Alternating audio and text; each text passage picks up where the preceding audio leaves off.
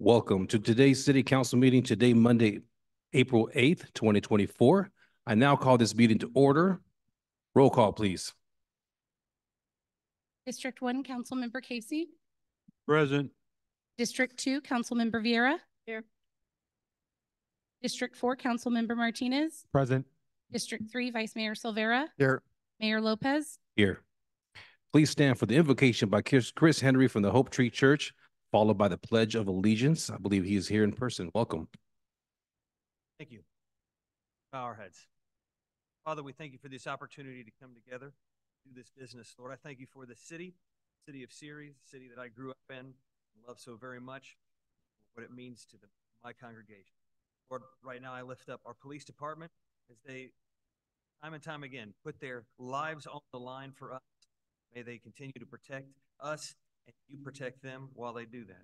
Lord, I pray for our fire department and our first responders who I pray that you give them the courage to continue to come to our rescue, to do what they've been called to do. Lord, I pray for our council member, our mayor today, who have been selected by the city, but Lord, we know that you have sovereignly selected them to lead us for such a time as this.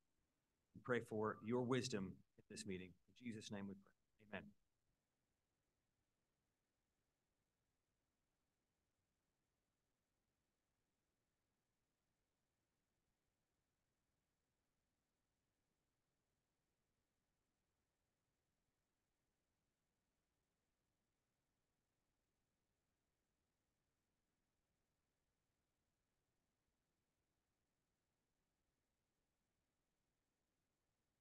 We have no presentations. Moving on to citizens' communications. While the City Council welcomes and encourages participation in the City Council meetings, adopted rules allow no more than 5 minutes. Resolution 2007-106. For expression of non-agenda items, matters under the jurisdiction of the City Council and not posted on the agenda may be addressed by the general public.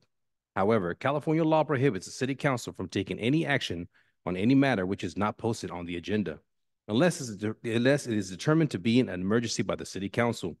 Citizens are entitled to address the City Council on any agenda emergency by the City Council. Items subject to the 5-minute provision. Anyone wishing to address the City Council must adhere to the rules of decorum. The rules of decorum are posted outside the chamber doors. We now open this up to the public. We have a couple yellow sheets, and then we'll call out for anybody else. The first yellow sheet that I have Destiny.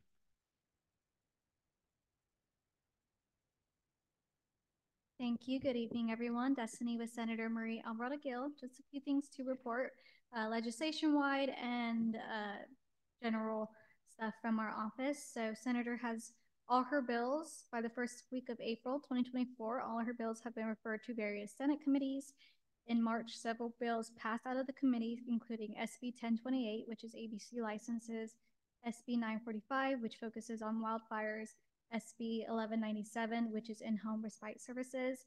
We have about 6 to 10 bills that are going to be heard in committees this week. So it's a heavy legislation, not only week, but month for the senator and her team.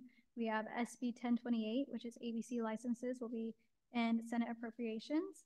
Then we have SB 1088, which is water infrastructure, SB 1222, community colleges study, SB 1240 PERS annexation, and SB 1261 fares allocation. So that's just a short summary on what our legislation is looking like right now.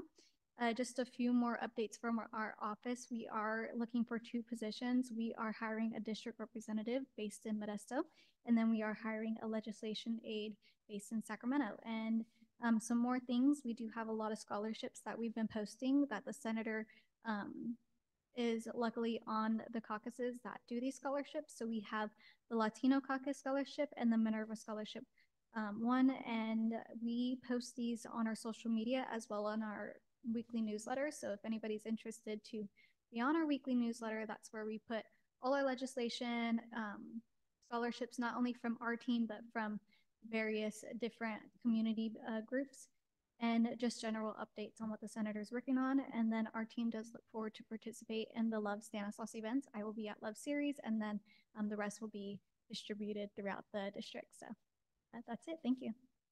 Destiny, what was that second scholarship that you mentioned? The Minerva Scholarship. I Okay. can email you Yes, separately please. some more information on them. Okay, Okay. thank you. I'd like to forward that to some students. Thank you. Yeah. Okay. The next person, Shirley Rogers. Come on down. I believe you have 3 items. So you have street repairs, street signs, and city garage sales. Sam has the photo that you had requested for him to take a look at. On the street repair, in front of my house and my neighbor's house, just beyond the gutter in the street part, it's disappearing. And each time the truck goes by to clean the street, it takes a little bit more of it. So it really needs somebody to look into it. Secondly, Camellia Court is a dead end, but we get a lot of traffic that just wants to circle. So if there is a little sign or anything that can be put up that says it's a dead end, not a through street, anything, because there's cars speeding down there. I'm right at the end, and someday it's going to be in my garage. And the next thing I wanted to bring up was Modesto is going to have their annual garage sale, or whatever they call it, citywide on the 20th. And if the council has not made any plans or talked about having a sale, could you get onto it? Because if you wait until July and August, it's going to be so hot that it just, nobody's going to want to have a yard sale. So if you would give some thought to that, and if you'd look into the repairs. I only come here because, as usual, when I have a problem, I don't know where to go. You are not good in letting us citizens know how to address our problems. Thank you. Thank you, Shirley. Sam does have that photo of this, of the road, and also acknowledging the sign. Doug, do we have a time frame for the garage sales? Or is that kind of up in the air right now? I'll be talking to the city attorney about that. We're going back and forth. Okay, we're getting there. Thank you, Shirley. Appreciate it. Okay, now if we can go to any other citizen that would like to make a comment in the audience, this is now the time. Please step up to the podium and state your name. Good evening, Mayor Lopez and Council. Kristan Santos here representing the office of Congressman John Duarte. Congressman Duarte is immensely grateful to the Ceres Chamber of Commerce for providing him, Senator Maria Alvarado Gil, Assemblyman Juan Alanis, Supervisor Chance Condit, and the mayor the opportunity to address our constituents here in Ceres at the 2024 Ceres Legislative Breakfast this past Friday. Congressman is proud to work with both Democrats and Republicans at every level of government to improve the quality of life for Ceres families. Congressman Duarte is also standing up for our nation's veterans, and this is a topic that's personal for me as son of a late father who was a disabled combat veteran from Operation Desert Storm. Congressman Duarte and a bipartisan group of House colleagues recently introduced H.R. 7816, the Clear Communications Veterans Claims Act. Our office recently hosted a roundtable and press conference with veteran stakeholders from across the Central Valley, including Ceres American Legion Post 491. Veterans and their families often struggle with the complexity of correspondence from the VA, often called notice letters, regarding benefits decisions, including those related to education, healthcare, and other services. The complexity of this correspondence can be confusing, which can be frustrating for veterans and increase their stress levels. Congressman Duarte issued the following statement on his bill, quote, "The process by which veterans apply for and receive the benefits they earned in the course of their duty and service to this grateful nation is at best complicated and at worst broken. The VA should be able to clearly and concisely inform veterans of the status of their veterans' benefits and claims. And yet, these written notifications can lead to more questions. This is unacceptable. My bill, the Clear Communications for Veterans Claims Act, seeks to ensure that the VA clearly and concisely communicates with veterans on the status of their benefits claims and other applications so they can make informed decisions about the next steps they may need to pursue and obtain the benefits and support they have rightfully earned.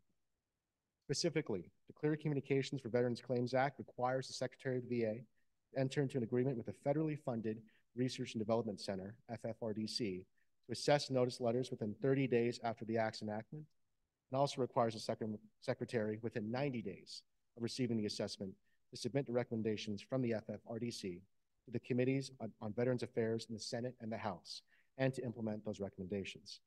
Our office is also proud to announce that Congressman Duarte's first bill passed on the House floor, H.R. 7013, the Confidence in Clean Water Permits Act, has successfully passed the House as part of Chairman David Rouser of North Carolina's H.R. 7023.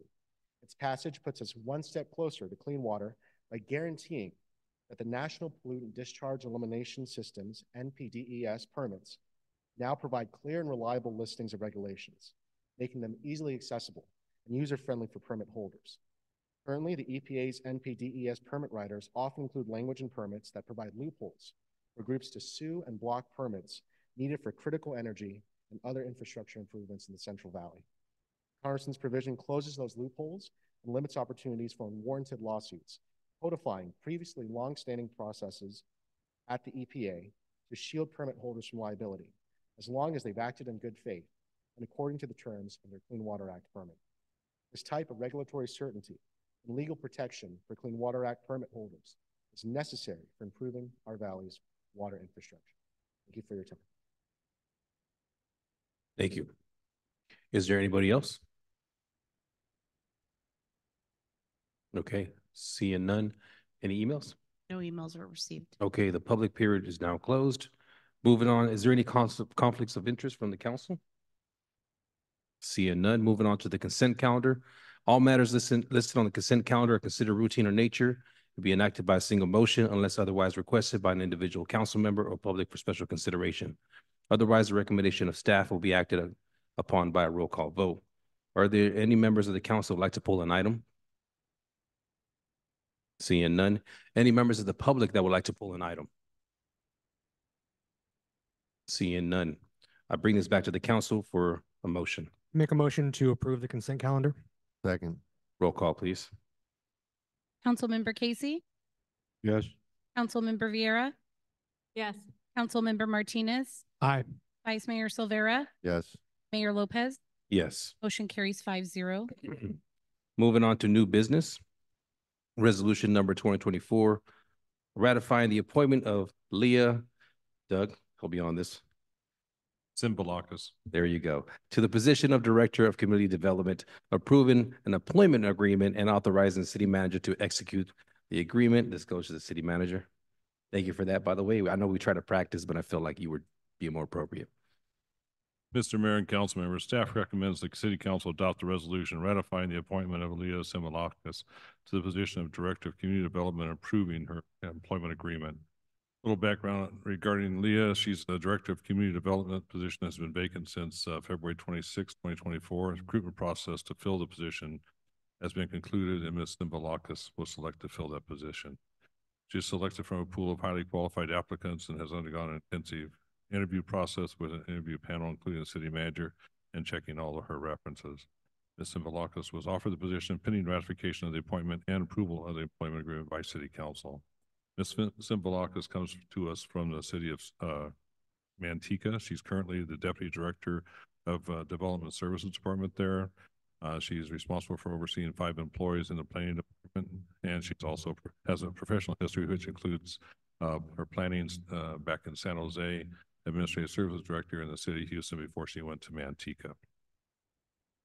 Ms. Simbalakis has agreed to her employment agreement, which consists of basically step B, which is $12,849 per month, 3 weeks of vacation, 12 days of sick time, and 120 hours of executive time.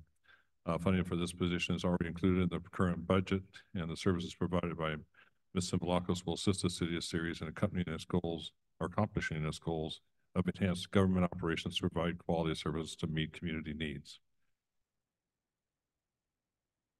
Council, or excuse me, the staff recommends the council approves this and attaches her employment agreement, and she is also online if you have any questions for her, sir. Okay, we'll begin by opening up this item to the public. Is there anyone in the chambers that would like to comment on this item?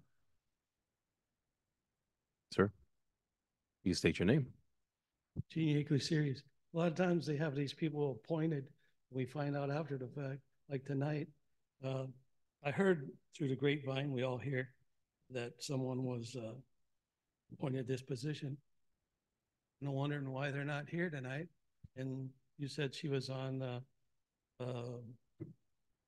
you gonna allow her to speak on Zoom? Oh, yeah, absolutely. I'd like to hear what Yeah, you got to say about I mean, I'm herself. sure she has a good reason, but Doug, unless she told you what the reason was. Yeah, and she'll answer any questions that council has of her. Okay. And then I'll go ahead and I'll ask the same question for you, Gene. We can't hear from her? No, yes, we will. Yes. I just want it to be nice for all of us that are here and the few that are on the Yeah, internet. I'll ask her the question right now, Gene. Yeah, just general thing, what brought her here and, and all that Absolutely. kind of stuff. All right. No problem. Very good. Thank you. Is there anybody else that has any questions? Okay, we'll bring this back to the council for any questions. Doug, just to reiterate what Jean said, she can come online and introduce herself, and Leah, are you there? I'm sure she has a good reason why she couldn't make it. I am. Can you hear me? Good evening, everyone. Am I on? Yes, ma'am. Great. Thank you, Mayor Lopez, council members, and City Manager Dunford. Nice to see you all this evening. I'm Leah Simbalakis. I'm grateful for the opportunity to serve the city of Ceres. I actually just finished my position with the city of Manteca on Thursday. So I am in transitioning to, I'm a mother. I have 3 children, transitioning childcare so that I'm available on Mondays to come in person to city council. So today I was still kind of shuffling the old schedule into the new schedule since I had about 3 days to transition from my previous place of employment, but I intend to be at all of the other city council meetings, to be there to support the community. I can tell you a little bit about myself, or I can defer to the council if they would like to ask some specific questions. I will leave it to you. Thank you. I'll bring this back to the council for any additional questions. Doesn't look like there's any questions. Oh, actually, a button was just pressed. Sure. Councilmember Rosalinda Vieira. Hello. I guess I was wondering if maybe you can kind of go into detail a little bit about our some of your planning experience, because I think we're housing element and a few other things that we need to consider, and those are very key and dear to my heart. Sure. I'm just leaving the position of Deputy Director of Planning in the city of Manteca, where we just finished a 7-year-long process for the update of our general plan. I've been working on that project for about the last 3 years. In conjunction with that item, we've also started the work on our housing element. We recently passed our general plan in July of 2023 and then experienced, which as a planner, I hope no one ever has to experience, a referendum on our general plan, which means we basically had to stop working on the general plan and our housing element until we resolve the referendum issue, which we just did on March 5th, where we repassed our general plan. So I've been working with our consultant to wrap up our housing element. We've circulated it for, well, I say we, again, I just finished working there on Thursday. So we just circulated the housing element for public review. It's in with HCD. I understand the importance of getting that housing element completed, not only to have a path forward for growth, but also to receive necessary funding from the state. So I'll be able to work with our consultant. I saw that you're ratifying or amending their contract on this evening's agenda. So I'll be able to work with that consultant to get you over that finish line. I understand the importance of getting that document completed and hope to get that done soon so that we are in compliance and we can start working on achieving those RHNA numbers. Thank you. Thank you very much. Unless there's any additional questions, I'll go ahead and close the public period. And I'll bring this item back for a motion. Make a motion to approve item number 12. Second. Roll call, please. Councilmember Casey. Aye. Councilmember Vieira. Aye. Councilmember Martinez. Aye. Vice Mayor Silvera. Yes. Mayor Lopez. Yes. Motion carries 5-0. Okay, moving on to council member referrals. Are there any council members that have any referrals? Seeing none. Moving on to, wait, was that, are you pulling it up? Do you want to push it? You do have a referral? Oh, this is for reports? Okay, just want to make sure. Okay, moving on to reports. I have no reports, and we'll start left to right. Any reports on this side? Rosalinda, yeah, there's no reports on that side. This last week we had the economic EDAC where we discussed the SIDS as well as updating our bylaws. I was saddened, as many of you have heard, another closing of another store in Ceres. The city is working. I've already reached out and connected with Julian, our economic developer. He's already working with EDD. He's also working on scheduling a job fair. So he's staying very busy. And we're hoping to connect the community with different resources, because I know that's not the only place that's doing layoffs and cutbacks. I'm hearing more and more in the community. So I just want to make sure we connect as much in the community with employment opportunities. Bridging the gap, I know the mayor hasn't touched on it yet, but that's kind of his project is still scheduled for May 30th, 8:30 to 3 p.m. So please make sure you mark your calendars or reach out to the community where there's any kind of businesses that are looking at getting started. Maybe they've already started and don't quite have all their paperwork aligned.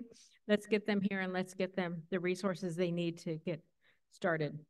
The hot air balloon, we're looking at hopefully getting that again this Father's Day weekend. So mark your calendars because I hope to see everyone out there at 6 o'clock in the morning, if not earlier. Regarding homeless and housing, I met with Senator Marie Alvarado Gil and Assemblymember Juan Alanis today over at the Capitol regarding what we can do to address our housing situation, as well as the developers not building. We have several projects already approved that are not moving forward, which kind of is something that we need to figure out how, what we can do and what steps we can do to try to get these developers to actually start building. Alanis will be holding a housing town hall soon, and we should have that information available for us shortly. The housing, Stanislaus County Housing Alliance meeting is this upcoming week, so I plan on attending that as well. We also have the Cal Cities next week, which I look forward to meeting with other cities to see what they have going on. I'm also meeting with TID next week on the 16th. The board, I'll be attending the board meeting to continue to advocate for Ceres. Both irrigation season is around the corner, and I know water is very important to the city as well as energy. So I'll be continuing to have those conversations. They're looking at possibly putting some solar panels on top of the canals as well as out by the Ceres Reservoir. So that should be interesting to see how that builds and how that comes to light. Lastly, Ceres Partnership for Healthy Families. May is Mental Health Awareness, which is next month. The Ceres Partnership for Healthy Families is again hosting the Red Dress Mental Health Awareness Advocacy Day in May. Thank you, Joey, for again making this happen here in Ceres. I appreciate the hard work that went into that, as well as your staffers. They're going to be out there with hundreds of ladies dressed in their red dresses. Although last year, I know we did also have a few men as well, including Gavin, who is not here today, and I wish him the best because I know he hurt his elbow, and I hope he heals fast because I really miss him at the meetings, and I hope again he attends with Nayali because we had a lot of fun last year. But it is a free event. We do hit capacity every year. We're looking again to partner with local health agencies to again offer free health checks for the public as well. Thank you. Thank you, Mr. Casey. Thank you, Mr. Mayor. Just a reminder that May the 12th, at a council meeting, we're going to have a presentation for stroke victims. It would be important for all of us to get the word out to our public in that presentation. This may not be the proper time. I just have a question about Leah's conversation. So if somebody, this is a report question, I guess. If somebody sends an email in and we have a question, can that person then, if we're going to question the contents of the email, can that person then come live with them? Because that's what this was an opportunity to ask questions. I'm just a little confused. This may not be the proper time to ask that question, and it's not part of the report, but if somebody sends an email in and we have a question about that email, can that person on in the form of a Zoom conversation?